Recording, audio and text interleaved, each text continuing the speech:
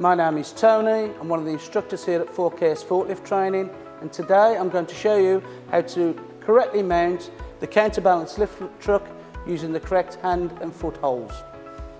Firstly, I'm going to put my left hand onto the handle here. I'm putting my right hand onto the back of the operator's seat.